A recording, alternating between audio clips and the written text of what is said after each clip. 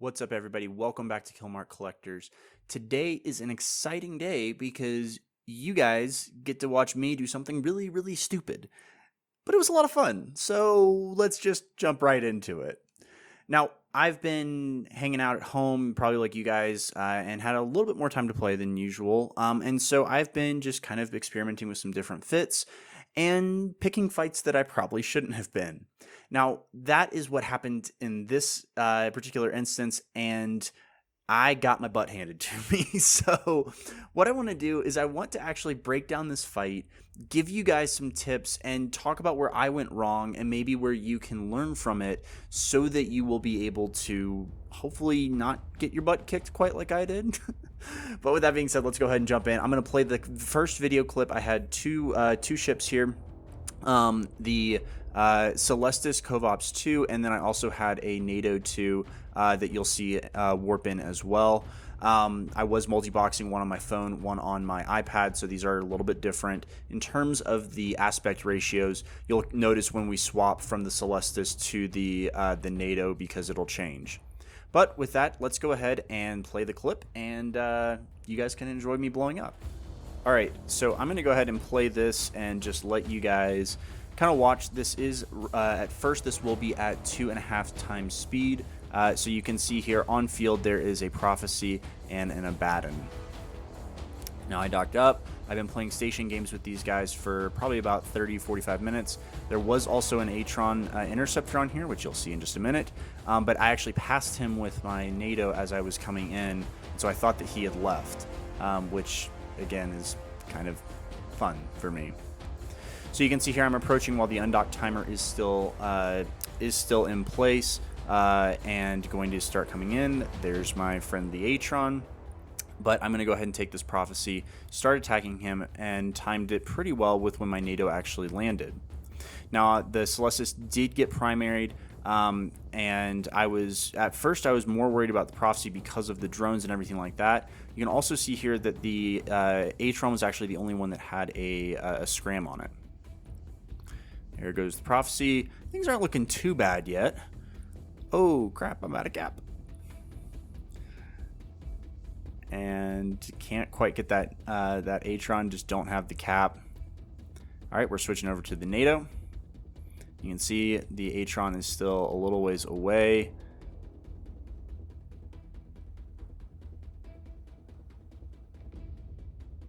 And unfortunately, I'm just not going to have quite enough here to take him out.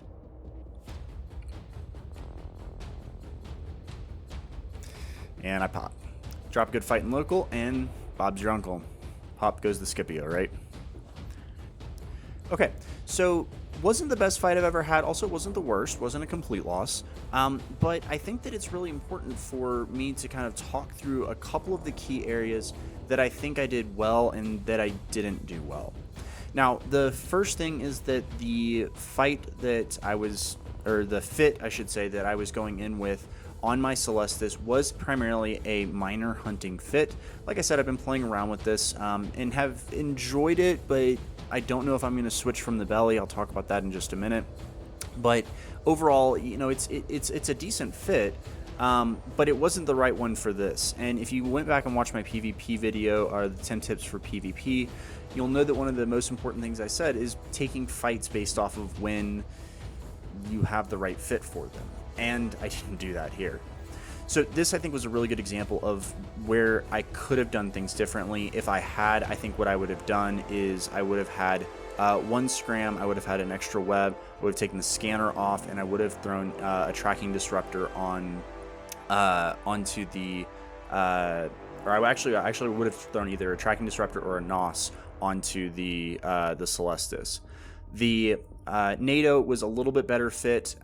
It was still, you know, again, more of a kind of a PvP light type of fit. I probably would have swapped the disruptor out for either a scram or probably another web, to be honest. I probably would have kept the target painter. And then the other thing with the Celestis is I was running a armor repairer. Probably would have thrown a plate on there, or even, you know, just taken the cloak off entirely, thrown a hardener with the rep, or maybe even a battery, something like that. So things that you should be looking at and considering as you're taking these fights. Again, this was probably not the best fight for me to take, but kind of bored, and why not? So with that being said, I think that was kind of my first mistake, right? I should have been a little bit more strategic. I probably shouldn't have taken this fight at all, but then you guys wouldn't be getting to watch this video, so you're welcome. I do it all for you. I'm a giver like that. Okay, so let's break this down. And again, I'm going to kind of go through this. This is now at normal speed. I'm going to play with this just a little bit. You can see here that I'm actually moving towards the prophecy. Again, I've got that undock timer, undock protection still, so I'm using it to position myself. I probably should have, when I saw this Atron, I should have docked up. My original thought and my original concern with this fight was that Atron, because without that, I probably would have been okay, especially against the Abbadon, because I would have been able to get in close and speed tank. With that, however, and again, this kind of goes back to where I don't think anybody but the Atron had a scram. With that scram and with that coming in, then I was kind of dead in the water. I didn't have the speed to be able to get underneath those guns of the Abbadon. Now, you can see here, I'm going to pause it for just a second. You can actually see at this point, I've got a disruptor on me. I've got a large newt on me, a couple of newts actually. But again, I don't have a scram. I knew that this was the case coming in because, again, I've been playing undock games with these guys for a while, and so I'd actually undock, let them lock me up, let them target me, get a shot or two so that I could see what types of E-War I was going to be facing. If the Abbadon had had a scram and a couple of webs, I probably wouldn't have done much. I probably wouldn't have taken this fight at all because I really would have no shot then. As it was, I thought that I could potentially get in here and speed tank because I was only looking at the disruptor and the newts. Again, the newts had me a little worried. I thought I could outdo it, but with the Celestis, I couldn't. So let's keep going here. You can see at this point the Atron is getting in close, and in the minute that gets in range, I get hit with that scram, and my speed just absolutely plummets. At this point, you can see that I'm able to start, they're able to start getting hits on me. That Abbadon hits like a mother. It's really powerful. But I was actually able to get the prophecy down pretty quickly, which was my big concern because of those drones. Now, again, at this point, I'm kind of already hosed. There's not a whole lot I can do. With zero cap on here, and I'm going to try to keep this off. With zero cap, there's really the problem with the Celestis that comes to play when it comes to PvP, and that is that between the armor and between the slow speed and all the tank that it needs, plus the railguns needing capacitor, you really can't do much if you're out of capacitor like I am here. That's why I said earlier I think the battery would have been really useful. The other problem is that if I scroll back here for just a minute, you can see that this guy is at 12 kilometers. If we actually look at the snub-nose rails, the fall off is just under 10 kilometers. So the optimal, I think, is like 4.2. The first fall off is at 5.7 or something like that. So it's just under 10 kilometers. And so at this point, with him being 12 kilometers out and with a scram having a range of 13 kilometers, he can basically keep me pointed and held without a micro warp drive, and I can't do much about it. My range, my fall off is just not good enough with those snub nose rails, and you can see he's actually even sitting still at this point. And I think I finally was able to get another shot off with my rail guns any second now. There you go. And even at 10 kilometers with him not moving at all, I just don't have the range for it. Now, the interesting thing is that you do obviously have some ability to expand that range. I might want to put a range and accuracy fall-off extension rig on here if I keep flying this ship and swap it out for one of the damage rigs. But then you're kind of losing a lot of the benefit of the snub-nose rails. So, again, this was really a big problem with the Celestis, and I think if I had been in my bellicose and that Atron had been sitting still and I'd hit it with even one volley of large torpedoes or of medium torpedoes, I think it would have been dead, and this fight might have been a lot different. Now, if we flip over, so you did see that the Celestis went poof right there. If we did go ahead and start looking now at this from the Tornado's perspective, there were two things that I wanted to call out. Now, I did get in a pretty good warp in, I thought, from where I was looking. You can see that first hit, I'm doing almost 3,500 damage.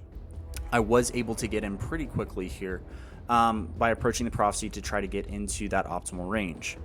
Now, the first thing that I should have done differently, I think I should have gone ahead and actually approached the Atron and tried to get that web on it earlier. Also to get the drone on the Atron first rather than putting on the prophecy. The main damage dealer there is going to be obviously the cannons.